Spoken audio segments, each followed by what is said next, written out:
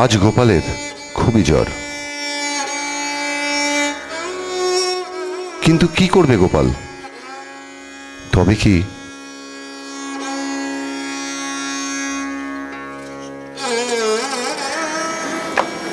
গোপাল আজ ভিডিও দেখতে যাবি না? না রে, আমার পায়ে খুব ব্যথা হচ্ছে। না, আজ ছবি দেখতেও চাইছে না। পায়ের ব্যথা, গায়ের জ্বর, গোপালের সব কিছু অন্ধকার হয়ে আসছিল। সূর্যের আলো নিভে যেতে না যেতেই শহরের আলো জ্বলে উঠল, কিন্তু গোপালের চোখে গাঢ় হতে থাকে অন্ধকারের ঘনঘটা।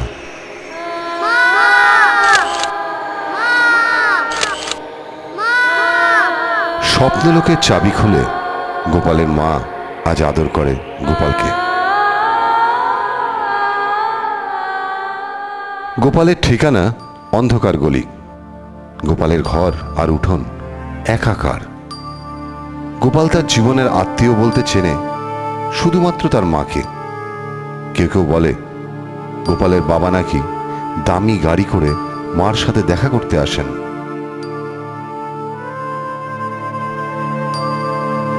গোপাল কিন্তু তার বাবাকে বাবা বলে ডাকতে পারেনি।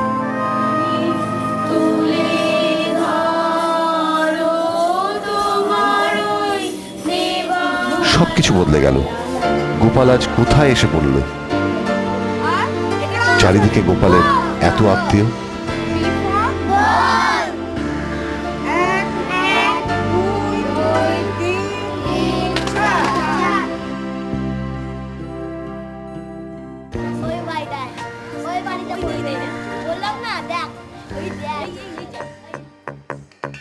আয়না জ্বালাই আজ আধারে রোশনাই, মৌন যত কথা মন খুলে বল।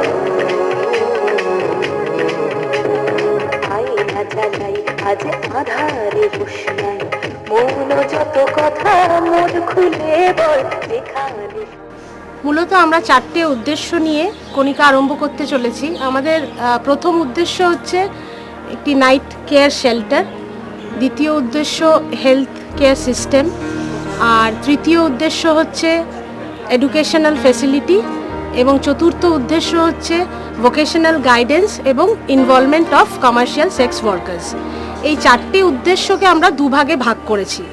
প্রথম উদ্দেশ্যটা শর্ট টার্ম উদ্দেশ্য, যেখানে আমরা একদম ইমিডিয়েট আরম্ভ করব যেই প্রোগ্রামগুলো, যে একটা ওদের শেল্টার থাকবে এবং সেখানে হেলথ কেয়ারের ফেসিলিটিগুলো থাকবে এবং তারা অবশ্যই পড়াশোনা করবে।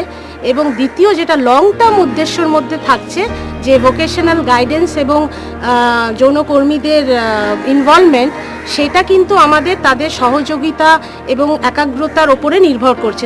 আমাদের সাথে বাচ্চাদের দেখা হবে বিকেল 4টে থেকে, তারপরই ওরা আমাদের সাথে থাকবে। আর 5টা মধ্যবিত্ত পরিবারের বাচ্চারা যেমনভাবে বড় হয়ে ওঠে, ঠিক তেমনভাবেই ওরা বড় হয়ে উঠবে আমাদের সাথে। আমরাই হব ওদের বাবা মা। এরপরে ওদের আমরা একটু স্বাস্থ্য সচেতনতার সম্বন্ধে কিছু বলবো। ওদেরকে আমরা একটা টিফিন দেবো বিকেলের সময়টা। আর 5টা বাচ্চারা যেমনভাবে খেলাধুলা মেতে ওঠে, ওরাও মেতে উঠবে ঠিক ওরমভাবে। 6টার সময় ওদেরকে প্রার্থনা করাবো। সেই প্রার্থনাটা মূলত হবে মাতৃবন্দনা, যাকে ওরা এই বয়স থেকেই মা যে একটা দেবী সেটাই ভেবে নিতে পারে। তারপর ওদের আমরা পড়াশোনার জগতে নিয়ে যাব। তার জন্য আমাদের শিক্ষক শিক্ষিকারা থাকবেন, তারা ওদেরকে পড়াশোনা শেখাবে। এই পড়াশোনার একঘেয়েমিটা কাটানোর জন্য আমরা একটু ছোট খেলাধুলার ব্যবস্থা রেখেছি ওখানে, যেটা ইনডোর গেমস। ওরা বসে নানান রকম খেলনা থাকবে, যে যেটা মনে করবে সেটা নিয়েই খেলবে। এবং যদি ওরা প্রয়োজন করে যে একটু লাইব্রেরিতে যাবে, একটা ছোট্ট লাইব্রেরি থাকবে, সেখানে সেটাও ওরা করতে পারে। এবং আমরা কম্পিউটারও রাখবো, যেখানে গিয়ে ওরা কম্পিউটার গেমস খেলবে। রাত্রের খাওয়ার আগেই ওদের মাঝখানে আমরা যেটা শুরু করব বা ওদের যেটা আমরা শেখাবো, সেটা হচ্ছে সারাদিনে ওরা কিভাবে কাটিয়েছে সেটা একে অপরের সাথে শেয়ার করা।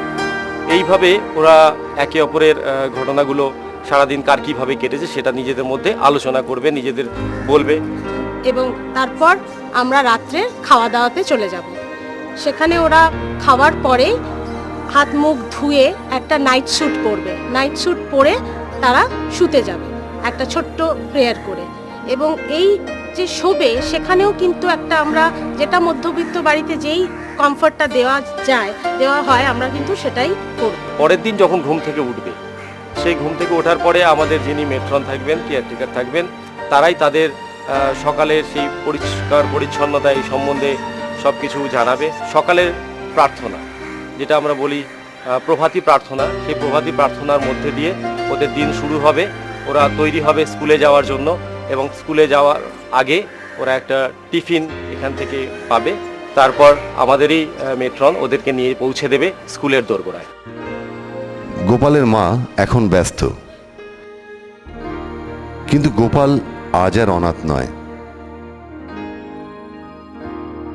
সোনাবালা দেবীর স্বপ্ন মন্দিরে শেখর চট্টোপাধ্যায়ের অক্লান্ত পরিশ্রমে এসবি দেবী চ্যারিটি হোমের প্রতিটি সদস্যের নিষ্ঠাপূর্ণ প্রচেষ্টায় গোপালের মতো পরিচয়হীন সন্তানের জন্য চলবে এক অসাধারণ পরিকল্পনা। হোক না তার নাম কণিকা।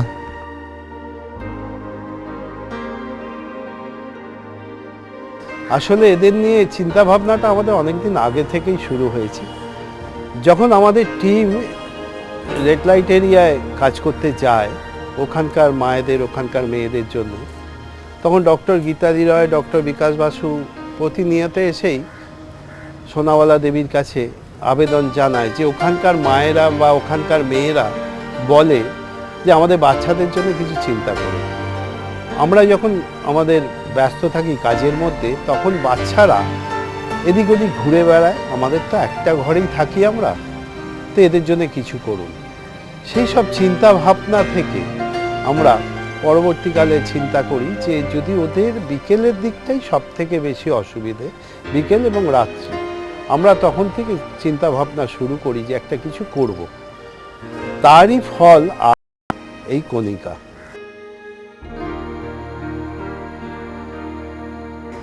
কণিকা আমাদের স্বপ্ন ছিল, আজকে এটা বাস্তবে পরিণত হয়েছে। এই যে কণিকার ছবিটা আপনারা আজকে দেখলেন, এই জায়গায় আসতে আমাদের প্রচুর অর্থের প্রয়োজন হয়েছে এবং প্রচুর মানুষের সহযোগিতার দরকার হয়েছে। আমরা আজকে পায়ে পায়ে এই পরিস্থিতিতে এসে পৌঁছেছি। এটাকে এগিয়ে নিয়ে যাওয়ার জন্য চাই আপনাদের সহযোগিতা। আসুন না, আপনারা সবাই আমাদের সঙ্গে মিলুন, এদের জন্য কিছু করুন, আমরা একসাথে সবাই কিছু করি। সবাই যদি আমরা একটু একটু করেও হাতটা বাড়িয়ে দিই, একটা সময় দেখব এদের দুটো হাত ভরে সব কিছু দিতে পারছি।